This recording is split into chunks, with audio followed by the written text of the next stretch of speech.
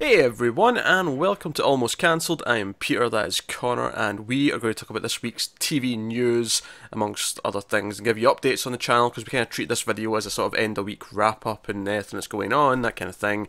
And at the end of the show, we pick our favourite episode of TV of the week, which, admittedly, uh, is almost a little bit redundant for the next little while, given that it's summer and we have less shows, and even a few less shows than we had at the start of the week.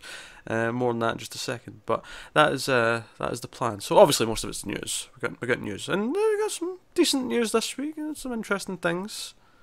It's not all dull. Connor, wake up. I'll have to take your word for it because I haven't seen any of this news, so I don't actually know what it is. Well, exactly. I like to surprise you. I like to keep you on your toes and keep you guessing and. Well, there we go. So let's get into it. So updates on channel. Nothing started or ended this week in terms of shows themselves. However, we did decide to drop a couple of shows that we had been covering. Not because they were bad, nothing like that, nothing negative like that. It's just, as we've been doing this channel a little bit more, we've sort of realised and we've sort of noticed and developed and seen what types of show give us good conversation, what type of shows people like watching us talk about, and ultimately, sometimes not all shows kind of fit into that mould. So this week we made the decision to stop covering Blood Drive, which we're having fun with, and we do recommend checking it out, especially if you like the trailer. You probably will like the show. There just wasn't a lot of conversation to have each week. And on a similar level, we also decided to stop covering Winona Earp, which that one's a little bit more surprising perhaps because we did do the entire first season. But like I say, the channel has developed a lot over the last year and a half. And it was also in a really difficult time slot. We were struggling to fit it in close to the airing for like 2 weeks in a row. And then episode 3 kept getting pushed. And we ultimately started to think about, well, is it worth trying to squeeze it in? Even though we do enjoy the show. But ultimately it's like, well, the conversation about it isn't that deep or interesting on a week-to-week basis. It's a pretty light-hearted, fun show, which is fine. There's nothing wrong with that. But, you know, we don't go the 20, 30, 40 minutes, or in the case of this week, 100 minutes that we do in some other shows. So, yeah, so dropped a couple of shows. It does mean summer's a bit later. The good news that comes along with this, though, some people were waiting for us to get back and cover the rest of Dear White People, which was obviously the Netflix show that launched, I think, at the end of April. It's actually been a couple of months now. But we said we'd come back and cover the rest of that season, because we'd originally done the first episode and we thought, oh, it's half hour, it's a comedy, maybe it's not something we can do the whole thing of. We didn't plan on doing any more of it, but some people actually requested. We got a lot of requests in the comments to cover the rest of the season.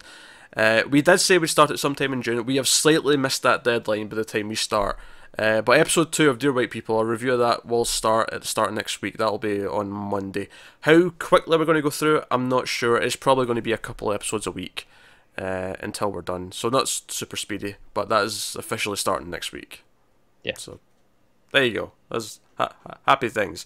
And we may have other things starting soon. I don't really tell you what's coming soon till towards the end. But next week actually does have Castlevania. That is next week. Oh, cool. Yeah, that's much. I didn't realise that was that close. It's actually really soon. I think, yeah, you said, I remember it being like the second or third week in July for some reason. No, And first Friday in July. All right then. So that's coming next week. Yeah. Okay. That is much earlier than I thought. Yeah, it's only 4 episodes, admittedly, so it'll be quite a light thing to cover. Should we cover all of it? We might not. We might make a similar choice after one episode. Go, oh, that was fun, or that was bad. But either way, we might say, it's not worth talking about episode to episode. But we'll see how we feel. I'm looking forward to giving that a try. With it being 4, there's a chance that maybe we'll just watch the 4 and talk about it all. Yeah, because obviously with Blood Drive we got to episode 3 and that was a good time to kind of call it, because like, okay, pilot, you have stuff to talk about because it's a new show, what works, what doesn't work. Episode 2, is it still fun week to week, or was it just a pilot that was good kind of thing, does it drop off? And then episode 3 it's like, okay, well, are we running out of things to talk about, are we just repeating ourselves? With Castlevania we get to episode 3 and go, well, do we cover the rest of it? Well, it's one episode, so we might as well just to wrap a bow on the experience. But so yeah, that's coming next week. There you go. That's the updates. And I even give you what's coming next week, which I don't usually do till the end, but it all seemed to wrap in together. You're ruining all of this. I know.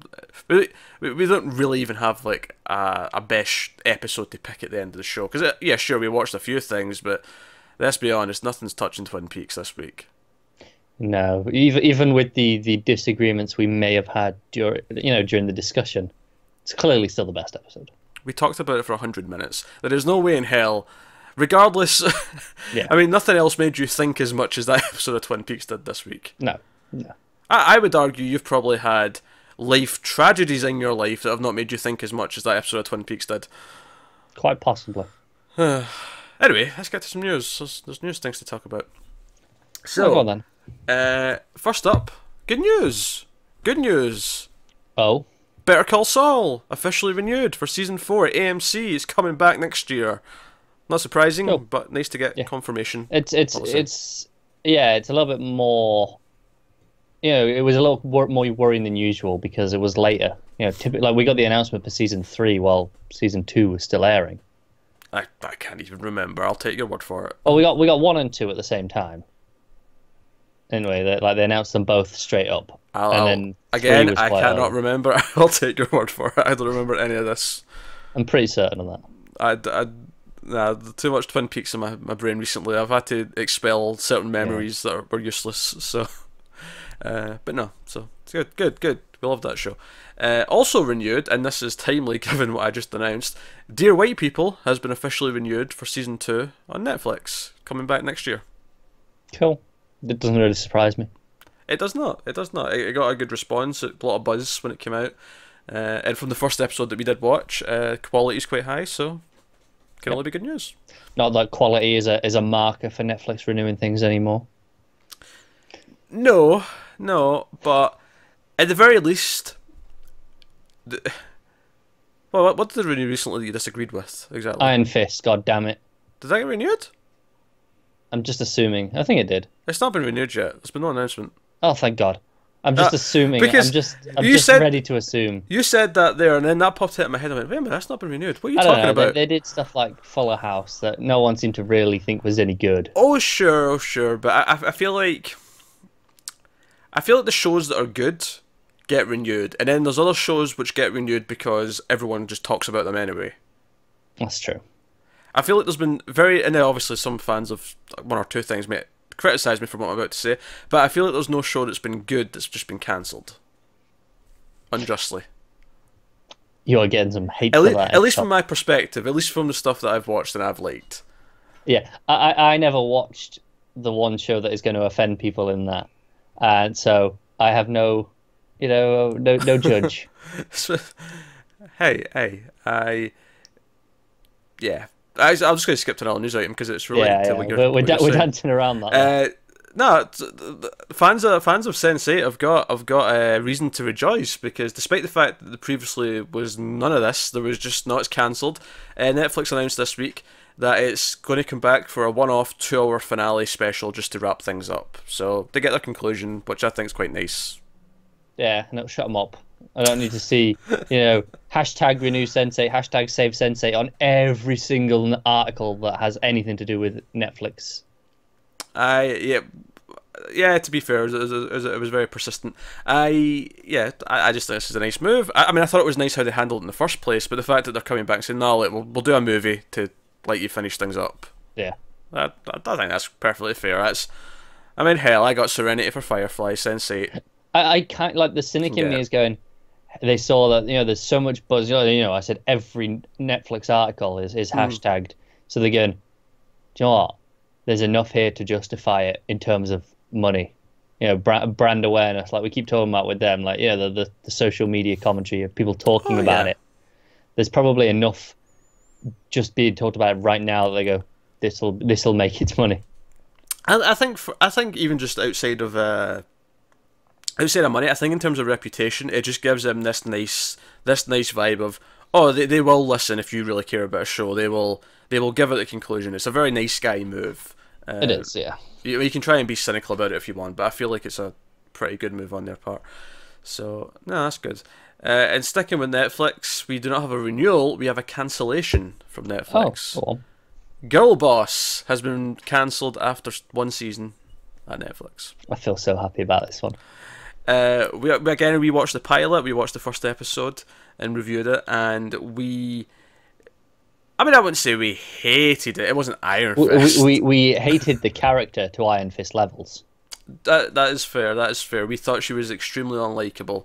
Even if there was things about the show that were appealing, like she sucked anything out of it that was possibly going to come out of it. So, which is a shame because I like the actress. It was kind of this weird. Because I remember saying that in the review. Like for the first couple of minutes, I liked her just by default because I liked the actress. But then, and then she made you hate her by the end. But then over the course of the 25, 30 minutes, whatever it was, by the end of it, I was like, nah, I hate you so much. Go away. So there you go. That's a bunch of Netflix news to start us off. Positive, pretty much across the board. Fans of Sensei get their finale. Dear White People, good show. People like that get renewed. Girl Plus, people didn't like that, gets cancelled. There is justice in the world. At least if it's coming from Netflix. It seems to be the case. Until they cancel something I care about, but it's only a matter of time. I don't know what it would be so far though, because there's nothing that would because I mean I enjoy the OA, but if it didn't come back after season 2, I wouldn't be that upset. Like I'd understand. Yeah, I know what you mean. Unless season 2 is like suddenly far better. Well, no, it's not even a question of quality. Like, because I really like season 1. It's just I would get it. Plus, I feel like that will always end ambiguously anyway, where it'll never need like a proper That's true, wrap-up. so they'll get away with it regardless. Yeah, like, because they could have not come back for a season 2, and that ending would have kind of worked. So, yeah. And let's face it, they're never going to cancel Stranger Things until that story's done. No, that's guaranteed itself lifetime, stays. The same way House of Cards did. Just by its nature being, the first big thing that took off, it was like, right, this is brand awareness. This is what pulls in people. Even if now House of Cards has probably diminished value in terms of just how people look at it compared to something like Stranger Things. Was it season 6 that came out this year? Or season 5? Whatever season it was. I have no idea, but good run. Well, yeah, that's it. It's basically got to the point where they go, all right, you can do it until you're finished because of the, how much it's brought them in over the years. Yeah, I mean, I dropped after 2 seasons. Like, I watched the first episode, I think, of season 3, and I was like, you know what? I've kind of had my fill of this. I don't need any more of it. Was kind of how I felt. And, yeah, so... and also by that point, Netflix started to put out a lot more diverse stuff that maybe appealed to me more than that did. And that's like, oh, well, I don't really have to just watch their 1 or 2 heavy hitters. That's it, isn't it? It was like, you could tell they were quality shows, but they didn't necessarily appeal to you. Yeah. But not that I ever tried Orange is the New Black, and I hear that is good. Maybe one day. I've seen, like, scattershot bits due to my girlfriend watches it. So I've seen bits as I've just walked in and it's on. It looks fine. Yeah, maybe one day maybe that's an already cancelled one day. I don't know. If it gets the buzz, but anyway, moving on. We got a premiere date for Rick and Morty season 3. It's coming July 30th. Finally, after I think 2.5 years or something like that since season 2. It's been a while. But it has. It's coming. It's a fun show. I do enjoy Rick and Morty. I don't expect us to cover it. I mean, if there's a lot of people wanting us to try and cover it, then maybe we can look at it. It's kind of a weird one, though, where it's just full of jokes and references. I'm not sure what the conversation would be beyond appreciating the weird, obscure jokes and references. But also, I'm not caught up yet. Yeah, you got a month, though. It would be feasible. What I'm saying is, if you really want us to do it, you're going to have to convince us soon so he's got time to catch up. You can't convince us in the week of. Yeah. It's not possible. You have the time for Connor to catch up. Back to Netflix. I don't know why I put this. Oh, man. Why I put this later. This is shoddy structuring. Look at this. You ruined the start of the show by doing the end of the show stuff at the start. Now you messed up the order. What is going on here? Well, no. It's because this one wasn't as known to me, I think, was my... To be fair, the Sense8 one was like... After all the premieres and renewals, I had that as a separate news item. It was just, you kind of alluded to Sense8, so I was like, oh, well, I need to bring up Sense8 now. I have to jump ahead. So you messed things up first. You made it a section. You should be grouping all the Netflix stuff anyway. Anyway, Spike Lee's TV show, She's Got to Have It's been dated. This is actually quite far in advance, this dating. This is November 23rd this is going to release, which is Thanksgiving. It's going to be 10 episodes. It's based on Spike Lee's own movie. I remember talking about it when it was first announced, but I've not seen the movie. Mm. It's called She's Got to Have It. I couldn't tell you much of what it's about, really. I'm not particularly enthusiastic either. Nor am I. I've only seen a few Spike Lee movies. I've never really been blown away by them. Admittedly, I've not seen. I mean, his biggest one's probably Do the Right Thing. I've not seen that one. I probably should make a point of seeing that one just because it does have the buzz. It's the one that's like, it shows up in the best 100 movies in the 90s, that kind of, or the 80s, wherever it came out. It was right at that. It was either right at the end of the 80s or right at the start of the 90s. It was right on the cusp, and I'm not sure. I don't want to confidently say it was one or the other. This is how little you care about Spike Lee. What? I can't remember if it was 1989, 1990, or 1991. Exactly, with his biggest movie. Look, just because I can name you the year of every James Cameron movie does not mean every other director's lesser in my eyes. And that's a lie anyway. I can't tell you what year Piranha 2 The Spawning came out. Yeah, sure. You could have a guess though, and it'd probably be closer. 81? Someone can fact check that in the comments. But yeah, She's Got to Have It. It's coming November 23rd. But here you go. Alright, so let's move on to the next thing. Another premiere date, but this came with a trailer. It's everyone's most anticipated show of the year. From the legendary creative mind that brought you Iron Fist and the final 3 seasons of Dexter, a Mr. Scott Buck, comes the visionary television show from Marvel called Inhumans, which is going to premiere on September 29th on TV. However, the first double episode will be in IMAX from September 1st. So that's when that's coming. And we did get a trailer, which they called it trailer number 1, which confused me greatly because I remembered watching a trailer for this and was like, what the hell? What happened? There was definitely something. Was it a teaser? I think it was a leaked trailer at the time, but I did see things. I remember criticising it, going, "Oh, the fighting still looks terrible." I didn't remember anything. I was like, "Are you sure?" And you were like, "Yeah, I'm sure we watched something." Yeah, because I made fun of the fighting, how the fighting looked terrible. Well, I still can't judge that. You can't, I bet. Really. You see a little bit of Black Bolt fighting police officers, and it looks atrocious. No. You see him getting beaten up by police officers. Oh, true. Yeah, but even that, there's no momentum to it. It feels really stilted. Do you know what? Just before I talk about the actual trailer, and obviously expectations were low anyway. This is more important than Humans. Continue. You know, the sad fact is, I agree that was more important. But yeah, expectations were obviously low already, and I saw the trailer go up a few days ago. I don't know, but I was just I'm not watching that till I have to. I was like, I don't want to voluntarily watch that. Well, what did you think of it then, overall? I just want to mention a headline I saw before, and I'm just gonna get it up just so I can quote the exact headline because I don't want to butcher this. Also, credit the website if you want to quote directly. I am. This is from etechnics.com, and their headline says, "The Inhumans trailer shows Marvel can do worse than Iron Fist." Well, I think people told Scott Buck that he couldn't outdo himself, and he well. Hold my drink. Give me a minute. I will top myself greatly.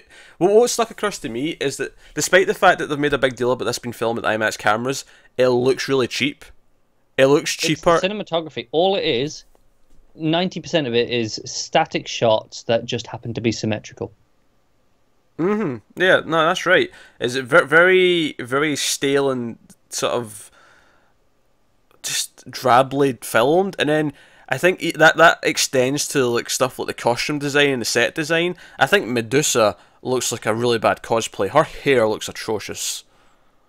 Oh, it does. It doesn't look like it's. What? How do they afford to get IMAX cameras and all that? Yet they can't afford a decent wig. I wonder if that's even part of the reason why this even still happened. Is that IMAX wanted a showcase? So it's like, oh, we'll fund a little bit of this if you like give us an exclusive on the premiere or whatever, and that's what led to this even happening. Look, IMAX can do better. They can do better. I'm pretty sure they can do better. But I don't know. I wasn't keen on the acting. The plot wasn't that engaging. By the looks of it, it looked like a lot of people standing around talking like a Scott Buck show. No. To be fair, they also sit around talking. And then you've got a lead character who doesn't even talk, which honestly normally would excite me. Normally that would excite me that there's a character who doesn't ever say anything. I think that's a fascinating thing as a filmmaker, to like have them express themselves without any dialogue. It's fantastic. It's purely visual. It's great. You don't trust him to pull it off, do you? No, but in this, I expect him to just stand there looking constipated 99% of the time. Pretty much what it looks like in the trailer.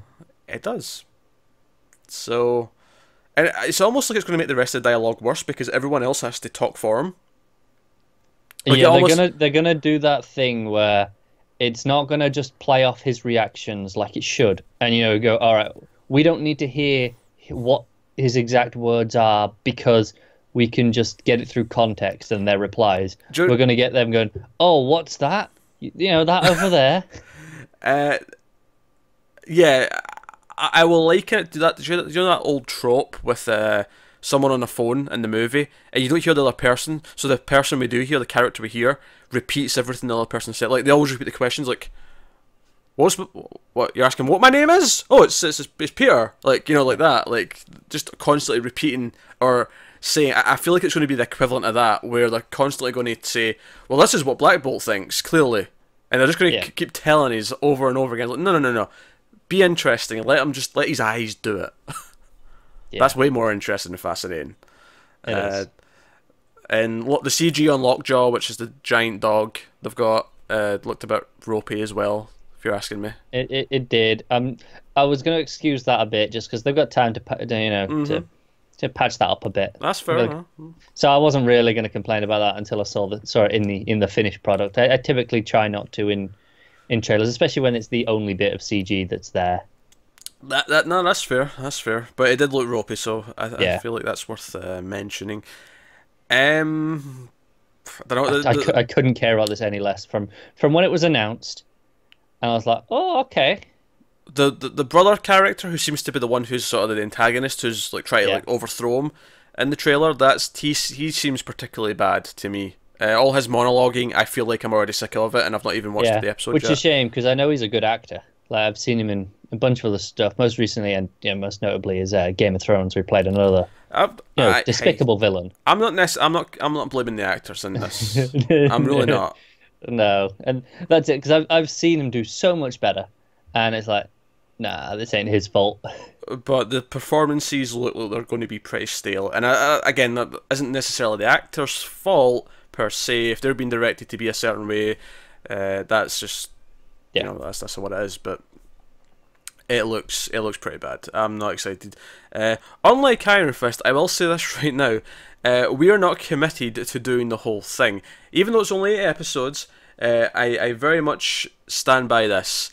Because it's not as tied into everything else, because obviously Iron Fist was tied into Defenders, we're going to do Defenders, obviously not August, we felt the need to go through all of that. With Inhumans, should we hate, and we're kind of expecting to, that first double episode, which we will do, we will bow out and not watch the rest. Also, we want to make it clear, we will not be paying to go and see this in IMAX early. We will be waiting for the TV airing. Yeah, that is also true, yes. There's a lot of shows I would go out of my way, because there's no IMAX near me. That's actually more the issue than it is just to go. It's like, I'd have to travel quite a bit to get to an IMAX. And for some shows, I would probably make the effort. For a Scott Buck show, that's not happening. Let's move on. So, that'll take us on to a bit of news about Castle Rock, namely casting. Castle Rock, of course, if you've forgotten, is the Stephen King TV show that's coming from Hulu. J.J. Abrams is producing, and the details are kind of sketchy at the moment. They're kind of murky in the sense they've not quite outright said what the plot is yet, what stories it's taking from, but the general consensus is that it seems to be like mixing some different stories from Stephen King, because they're all set in this fictional world, and they're going to, bit of mixing and matching.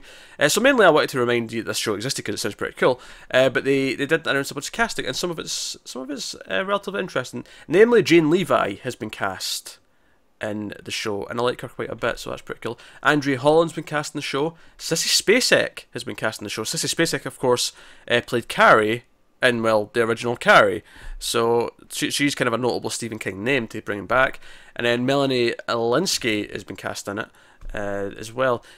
Interestingly, we do actually have some character descriptions to an extent on who some of these characters are.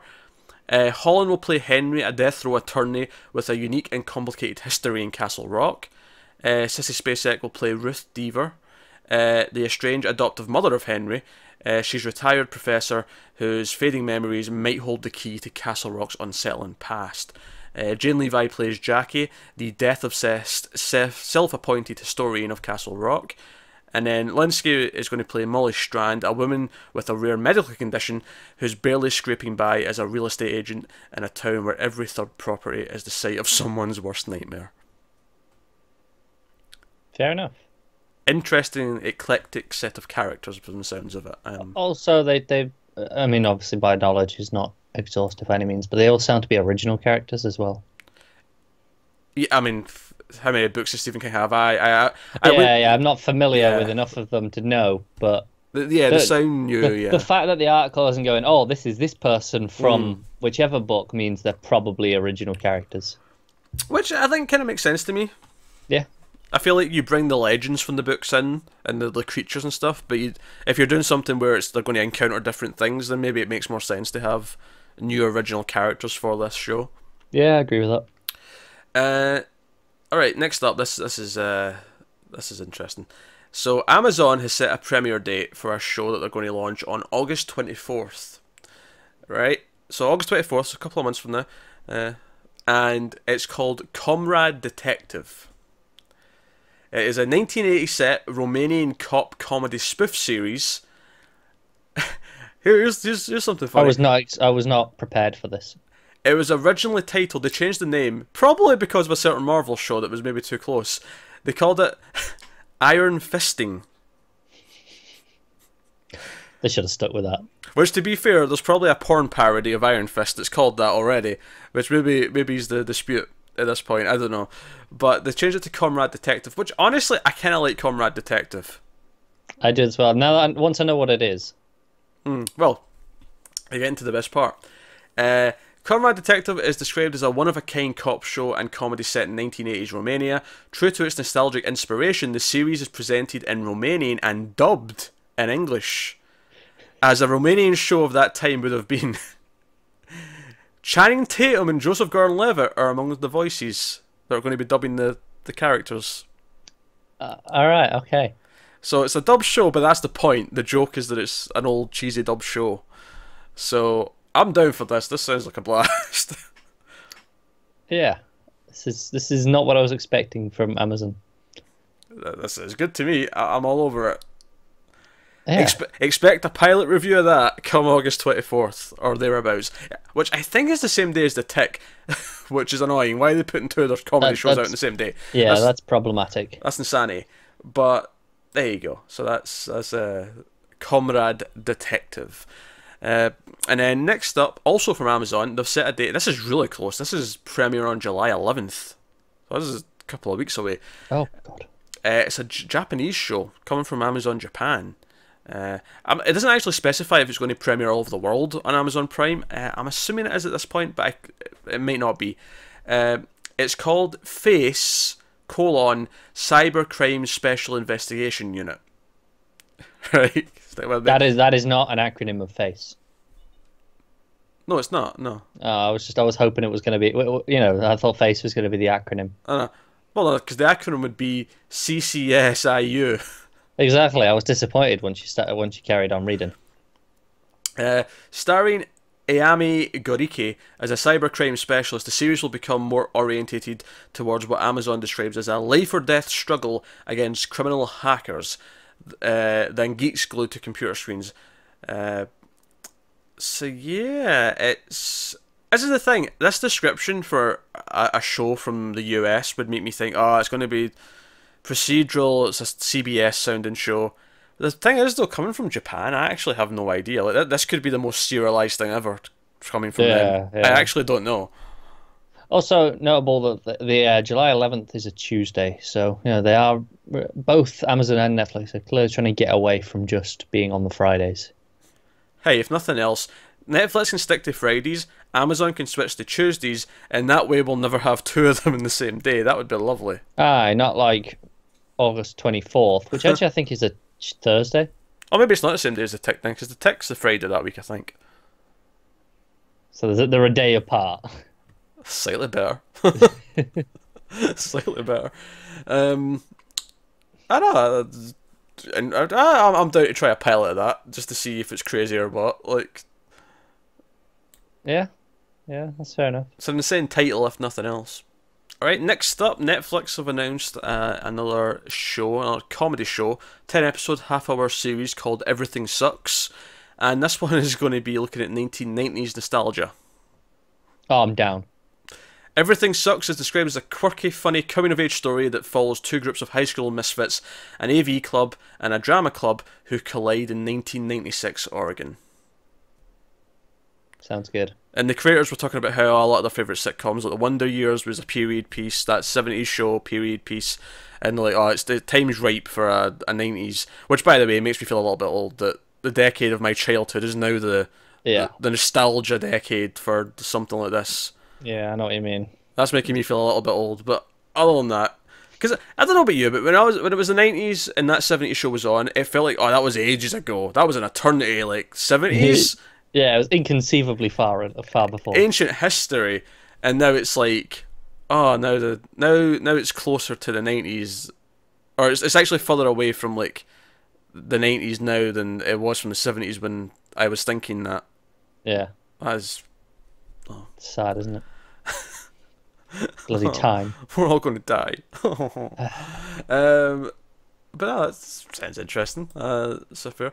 Now, next up, here's something a bit more meaty. Go on. Now that we've had some fun. We've had some comrade detectives. We've had some possibly crazy Japanese detective show. We bashed Inhumans, so that was bashed fun. Inhumans. That was some fun. The Isaac Asimov science fiction trilogy Foundation, which heavily inspired Star Wars, amongst lots of other sci-fi and movies and TV. Like, you know, it's kind of like one of the core science fiction things that inspired a lot of people back in the day. They're lining this up for another TV, or a potential TV adaptation. Did we not hear about this a while ago? I feel like this has been in the works for a year or two now. You might have heard of a different version of it. Right, okay. I'm getting to that. Skydance Television is the one who's doing this, and they're doing it with who is it? David S. Goyer and Josh Friedman. So it's not the greatest name you want to hear when you're looking at a new show. Apparently this has been attempted many a time, both in movies and TV. Most recently, HBO tried to do it with this weird combination actually of Roland Emmerich, which is like, oh god no, but then also Jonathan Nolan, which is like, oh yes please. So it's like, that was a weird mix. Like, what was that concoction going to give us? Probably why it never happened. Probably. But yeah, originally published as a short story series in Astounding magazine in 1942, Asimov's Foundation is the complex saga of humans scattered across planets throughout the galaxy, all living under the rule of the Galactic Empire. The protagonist is a psychohistorian who, I love that, psychohistorian, I like it, who has an ability to read the future and foresees the Empire's imminent collapse. He sets out to save the knowledge of the mankind from being wiped out. Yeah. I'm certainly down for the concept. If it actually gets to the point where they make it, then great, let's see what it does. Yeah, I've read bits of it, and I've seen a few breakdowns in the past, you know, because like you say, it's inspired so much stuff. I've seen, you know, big analysis things of, you know, the major plot points, how these have popped up, you know, since in various places. Was this legitimately the first like space opera story? Like, I think it was, yeah. Yeah, that's quite impressive. Just this idea that there's, oh, humans are on tons of planets now. Like, just that idea that this was the origin of it. That's kind of cool. Yeah. I'm excited. I mean, obviously, quality could ruin it, but everything I've ever heard about it makes me want to see it. My only worry, I think, is that it may have the John Carter effect, where we've seen everything that's inspired, that itself now will just feel like it's a set of things we've already seen. It's possible. I think, you know, give it a unique looking world for a start. Just, you know, set it apart visually still. I do like the idea, though, that the core character's trying to save the knowledge, because he knows that everything's going to go down, like this empire's going to fall, so he's looking to try and save all the knowledge and all that. That sounds that central character is what can make it stand out. in that quest, which does feel different from your Star Wars, your Star Trek, your... Yeah, because it's retrospective instead of just being the story. Yeah. All right. Next up, Sci-Fi has officially ordered a pilot for Tremors, which is a sequel TV show to the original film. I'm not sure if the sequels to the movies are considered canon in this case, or if the show's glossing over them. However, the notable news here is that Kevin Bacon is on board and is going to return as his character from the movie. The TV series would pick up 25 years after the original film left off. The killer graboid worms that nearly destroyed the small town of Perfection, Nevada, yes, you heard that right, Perfection, Nevada, are back, and the town's only hope for survival is Valentine McKee. What's with the names in this? Perfection, Nevada and Valentine McKee. Played by Bacon, of course, who beat them once, but to do it again he'll have to overcome age, alcohol, and a delusional hero complex. The movie revolved around the natives of the town who have to defend themselves against strange underground creatures that are killing them one by one. It's a pretty fun movie. I've not seen it in a long time. Luckily, when this show is about to come out, we'll have a good excuse to do the first movie on In Flux, so I'll look forward to revisiting it. I've never seen it. We have a particular super fan of the franchise in general in the Malfas Facebook group. So we do. To the I've always considered watching it just to please him sometime. Yeah, shout out to Daniel, who whenever there's news, like, because they did like a direct-to-video 5th movie like last year or 2 years ago, something like that. And whenever there was news about it, he'd always post it in the group with a bit of text saying, "Oh, the news you've all been waiting for." I'm like, no, the news that literally only you have been waiting for, and no one's even going to pay attention to it. It's the way he speaks of it with such sincerity, though. Yeah, he talks about that the way that you would talk about Star Wars, and it's really surreal. But I can't fault it. I appreciate that. I appreciate him being obsessed with Tremors way more than I do with anyone being impressed with Star Wars or obsessed with Star Wars. It's way more fascinating to me because he's picked something that's unique to him that he loves, to a fault. Yeah, definitely to a fault. I find that way more interesting than like in Star Wars or Marvel, which everyone just seems to love. Yeah. On the news of the show itself, it kind of sounds like Sci-Fi wants to do Ash vs Evil Dead, but for Tremors. A little bit, and. As much as I hate to put down the chin of the industry, Bruce Campbell, Kevin Bacon is a bigger name than Campbell. He's not got a bigger place in my heart, certainly. But Bruce Campbell has etched out his segment in there. But I'm down to see Kevin Bacon fight giant tentacle worms. Yeah, why not? Plus, sounds like a blast. Do you know, I mean, the characters were a lot of fun in that movie, but Joe, what made that movie work? Joe, what the fun part of that movie that just made it click for everyone? What? See that game you used to play when you were a kid, where you pretend the floor was lava, so you'd have to stay up in the couches and stuff? Yeah. That's basically what the movie is. They can't be on the ground. Fantastic. Or at least big portions of it, not the whole movie, but because they're in the desert, so the worms are going through the sand and whatnot. Yeah, I get it. And they can't be on the ground. And that it basically translated that game into a movie, and it was a lot of fun. I am all for a 10-episode series of that. All for it. Yeah. How can that not be fun? I mean, how do you make it last much longer than that? That was a bit more questionable. I mean, there's been 5 movies, so... Well, yeah, but... Daniel, avert your ears. But how many of those were good? It's a valid question. So... There we go. So, moving on, J.J. Abrams' Bad Robot has acquired the rights to a recently published memoir called My Glory Was I Had Such Friends. Now, you're hearing Bad Robot, you're thinking, oh, it's going to be a sci-fi, or it's going to be this, it's going to be that, it's going to be a mystery show, or something like that. It's going to be a limited series. It's actually not what you think it is at all. It's a memoir about the power of friendship and the resilience of the human spirit.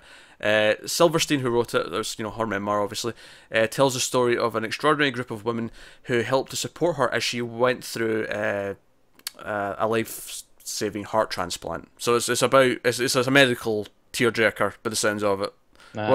Way to disappoint me. Which is not what I associate with Bad Robot with. Well, why didn't you start with that part and then get to it's by J.J. Abrams and Bad Robot, instead of starting with that, so expectations were set. because now you're upset, and Because you're a dick is the answer. I drink from the fountain of happiness when you're upset about things. You're such a cock. It thrills me. It thrills me so. You got anything more interesting for me? Here's a revival show that I have never heard of, which is a good sign. Especially since it's coming from the 90s. It's a 25-year. Like the synopsis says, "Oh, character returns after 25 years." I'm like, so this is like Twin Peaks, but I've never heard of it, and it's not a mystery or anything like that. It's just a thing. It's called Armistead Mauplin's Tales of the City, or maybe just Tales of the City is the title of the show, but. Yeah, Laura Linney was in it, and she's coming back, as well as Olympia Dukakis. Apparently, it was a Showtime and PBS.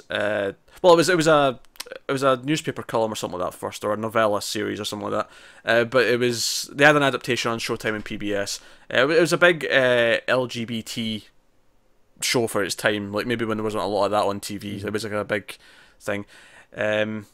So Michael Cunningham has written the first script for what is supposed to be a 10-part series for Netflix.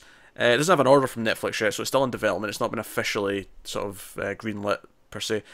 So novelist Mauplin launched a series that follows a colourful, diverse group of characters living in San Francisco as a newspaper serial in 1976. So yes, obviously the original source material is going quite a way back now. It's finished novels in the series as well since then, which is probably why I couldn't remember if it was newspaper series or novels. It's been both. It went through a transformation, an evolution. And apparently the final novel in the series, which at least for now is the final and is said to be the final, was released in 2014. So, it lasted a good 40 years, basically, from its beginning to its ending.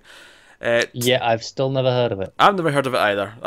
This came out of nowhere for me. Tales focuses on the residents of a boarding house at 28 Barbary Lane, run by Anna Madrigal, played by Dukakis. The Netflix series would be set in the present day, focusing on Lenny's Mary Ann Singleton character as she returns to San Francisco and the boarding house after 25 years away.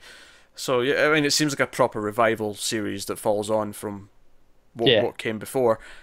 I have literally never heard of this, to the point where I read the title, because it said Netflix is developing a new installment of, and I'm like, oh, it's bringing something back, and then I read it and went, what? What's this? So I'm sure, for fans of this, I'm sure this is exciting. Maybe we're just uncultured swine. Maybe. Honestly, it sounds like something that served a very specific audience in the 90s, and it's not like, I mean, I'm sure if this sort of thing started now, I would know about it. But you know what? When I was in the single digits, I wasn't watching a lot of Showtime diverse programming. Like I wasn't the right age for it, which is probably why we didn't hear about this. Quite possibly. But no, cool for fans, and maybe it'll find a new audience as well. I don't see, because I mean, as much as it's a continuation, it sounds like it's more of a soft reboot where you could probably jump into this without. I would assume so. Otherwise, I don't think there's going to be that big an audience for it otherwise. Yeah, I don't know if you're banking on the Tales of the City cinematic universe audience to come in and keep it going on its own. Yeah, that might work for Twin Peaks, but I'm not sure it's going to work for this. Well, it's just Twin Peaks and David Goddamn Lynch. Yeah, exactly. Blowing our minds, quite literally, this week. Alright, Fox has put in development a show called Mason-Dixon, an hour-long drama. Mason-Dixon revolves around a black politician's wife and a blunt-talking good old boy who, in the wake of their spouse's cheating scandal, form an unlikely alliance that blends their families and shakes up the community, divided by race and class. So it's a political drama. Kind of. Well, it sounds like... I think the political... the idea is it's a rich guy and a poorer guy. A working class guy, and they join forces to try and help their community. So it's kind of a political drama, but it sounds like it might be more local government at the very least. Yeah, well, that makes sense. I don't know. Sounds fine. Yeah. No particular interest, but yeah, nothing going against it. Sounds could be reasonable. All right, Amazon and ITV have joined up to do a seven-part version of Vanity Fair. Olivia This Cook. is not news I was expecting to hear this week. No, Olivia Cook's going to star in it. Which I like how this article, which I think came from Variety, although I could be wrong. Yeah, I think it was Variety. It says Olivia Cook, the star of Steven Spielberg's Ready Player One. I'm like, well, she's been in other stuff, and that's not out yet. That's I was gonna say that's not out for another year yet, is it? That's a weird one to name drop when she's been in other stuff that's maybe worth mentioning. Admittedly, I wouldn't mention Ouija, however you want to pronounce it. Ouija. A Ouija board. You know what I'm talking about. Yeah, I know what you're on about. She was in that. That was terrible. That was a horrible movie. But yeah, she will play heroine Becky Sharp in the show, which is set against the backdrop of the Napoleonic Wars. Will follow her attempts to make her way across the English, or make her way in English society. I was going to say across the English countryside. That's a different plot. So journey across the English. I'm going to pass all these sheep on my way to my promised land of, I don't know. Pick your what city in England is the promised land? If you're traveling to none of them are that appealing, are they? No, I don't know. I don't know. Whatever. Take your pick. It doesn't really matter. All right. Next up, YouTube. This is a weird way to start a. Yeah, okay, go on. YouTube Red, specifically. Because they're going to do an original series now. This is going to be a thing. Of course it is. And up until now, I've been kind of ignoring these news stories because they've mostly been comedy things, and I'm like, well, is that an actual show, or is it just like a web series that's a comedy? I think I've seen a few bits of that that's typically from YouTube creators just doing like an extension of their sketch shows, sort of thing, just funded by YouTube. There's been one or two things, though. I think The Rock, Dwayne Johnson had like some comedy, he was like, producing some comedy on it, but I wasn't sure like how much are these actual shows, like what like, whereas this one's a drama, so I'm like, okay, this is like, it's hard to... they're stepping into the big boy world now. Yeah, they've ordered a series called Impulse, which is coming from Universal. So Universal Cable Productions is making this. So this has got a proper production it's a real company. Thing, then. Yeah. Not to put down anything else that's on YouTube Red. Yeah. So, sorry, Dwayne Johnson, but your stuff's not real. But it's just like this one stuck out. I'm like, oh, this feels far too real. I have to. I'm going to have to start paying attention to these YouTube Red stories now. But it's going to be executive produced by Doug Liman. Of course, he directed the Firstborn movie, directed Edge of Tomorrow, aka Live, Die, Repeat, aka All You Need Is Kill. Well, the movie was never actually called that, but that's what it was based on. And that's what the manga thing was and called. I like that name more than the titles for the movie, so I like to call it that. Yeah, it's a good movie. It's a good movie. Surprising good movie, because I don't think anyone expected it to be that good when it was coming out. It was just kind of like, oh, this is actually pretty good. What happened here? Yeah. A good movie with Tom Cruise in it. What a novelty. Is he involved in the sequel? Who, Lyman or Cruise? Lyman. I have no idea. Oh, okay. I know they're doing a sequel, or they were. No idea. The series is based. This is the weird part of the story. Impulse is based on the third novel in the Jumper series. Oh God. Now, I have never read the Jumper series. I have never seen the movie that was made called Jumper, but it looked terrible. Oh, you never saw it? No, which is why I never saw it. I saw that thing. It looked like, I mean, it was Hayden Christensen for a start. Like, yeah, and Sam Jackson. I mean, sure, Sam Jackson's there, but he's not going to elevate it past Hayden Christensen. I mean, hell, he was in the Star Wars prequels with Hayden Christensen, and he never elevated those either. That's true. It had a cool. It's a great concept. It's just it was an awful film. Apparently, it's going to debut in 2018 on YouTube Red, which is interesting if we get to a point where like, we actually want to buy YouTube Red for TV shows, but as a perk, you also get to watch all the regular YouTube without ads. Yeah, interesting. It's got a little description as well. I was on a new page. I didn't notice that. Impulse tells the story of Henry, played by Maddie Hassan, a rebellious 60-year-old girl who has always felt different from her peers and has longed to escape from her seemingly quaint small town. Henry soon discovers she has the extraordinary ability to teleport. So this is the third book. I'm assuming these books are like an anthology then? I imagine so. They're all in the same world. They're all set around like characters with the power. Unless they did like a straight sequel for book 2 and then went, nah, this character's a bit shit. Let's just... I have no idea. They did a Halloween. Not that Halloween did it because Michael Myers was shit, but the idea that the third movie was like, oh, let's do something different from what Halloween is. Like I said, I actually like... it was an awful movie, but I like the concept. There's people who teleport, an organization that hunts them. So what you're saying is you have no idea if this is going to be any good. And here's the other thing. Yeah. I have no idea what sort of budget this is going to have. No, my gut instinct is that this is going to be cheap. But I'm basing that on nothing but just that you're basing that on YouTube Red because it's it's an unknown quantity. Yes. But then you've got Universal involved who may go, you know what, we'll throw you a bone if they think it can take off. Maybe. I don't know. I don't know either. But that's the news. That was the last thing. Oh, okay. So that's how it's done. I know I usually say before the last news item, that's the last news item. Yeah, you surprised me. Well, it's because that last little paragraph I thought was another story. so I just... Hey, look. What a shambles. This has been a solid 50-minute news programme. Don't you... Shut your mouth. Ginger scum. Alright, you finished? I'm done. Alright. Yeah, so... We usually pick our favourite episode. Yeah, we haven't got anything to do at the end now because you ruined it all at the start. What you want from me? Twin Peaks was great. Consistency, it was fantastic. It was a once in a lifetime episode of Twin Peaks. It was.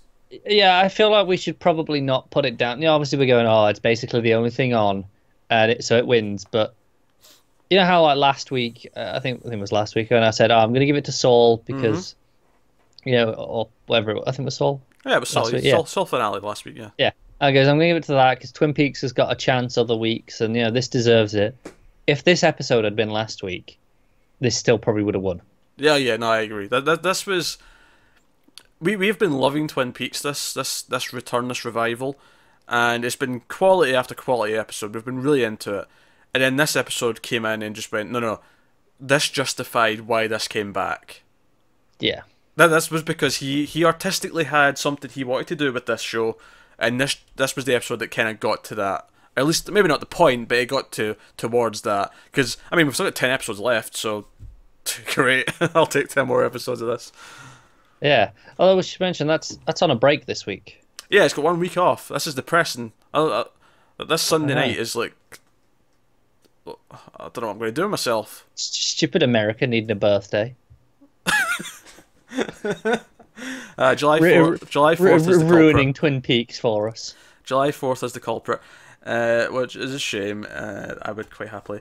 But no, that's perfect time to record the first or the second, technically, Dear White People for Monday. That's what we're going to do on Sunday. Yep. So exciting things. But no, that's what's coming up. Obviously we're actually doing a lot of shows this week, but we're doing 2 leftovers a week for already cancelled, so that's fun. We're still doing 1 Star Trek a week. We should be doing 2 Dear White People a week. So a lot of legacy content as opposed to new shows for the next month and a half, outside of the Netflix and Amazon shows that are. Yeah, and we've still got all the movies coming up as well. Oh yeah, we've been. The plan is to do 2 movies a week in Flux for the next month and a half. Yeah, at least. There was maybe 2 this week, but it kind of kept getting pushed. Basically, Connor falls asleep a lot. Obviously, you never hear this, audience, right? Because we deliberately don't put out a public schedule just in case things have to be shifted around, and we can play a little bit fast and loose with it. But the number of times in the last week and a half, 2 weeks, because I mean it's happened occasionally in the past with both of us, where one of us will fall asleep just before we were supposed to record something, or something else like that will come up. But Connor's done it like 3 or 4 times in the last couple of weeks, and it's murdered the schedule. It is. I'm doing a lot of overtime at work, and I'm more tired than I realise. I'm falling asleep while watching things instead of when I should be falling. I mean, I fell asleep just before we recorded this for 3 hours. Yeah, this was later. I mean, this didn't affect it that much, but this was later in the night than it was supposed to be. Yeah, this should have been done hours ago. But it was funny because I think it was last week. You did it 3 nights in a row. So we ended up having almost no content on the channel for like 2 days, and then we had just an onslaught. Yeah, we had like 7 things to do in one day because we kept pushing things back a day because of you falling asleep, and then it was this day of just here's everything in one day. Yeah. So yeah, that was my fault. So if things look a bit lopsided in that sense on the channel, there's a good chance that someone fell asleep. To be fair, it's not always me. I'm not saying I've never done it. I've never done it 3 nights in a row. No, you haven't. There was a funny time last week where I think it was after one of the nights that I fell asleep. We were like, all right, okay, I'm good, we can do this. But then you'd fallen asleep, so we alternated. So it pushed it back 2 days, even because we both fell asleep one night. But we're professional. I swear. Yeah, exactly. It all gets done in the end. I swear we're professional. It happens. So no, that's there you go. We had a nice little conversation about scheduling at the end there. That's your wrap up for this week's news. So yeah, as we said, Dear Wait People, episode 2 coming Monday. At least is the plan right now, and doing a couple of that a week. We have dropped Blood Drive, we've dropped Winona, and we will be a little bit more strict come the fall, come when all these new shows are coming back and things get really, because as much as things are quite late just now, and we're kind of making up for that by having 2 leftovers a week, having 2 Dear White People a week, that kind of thing.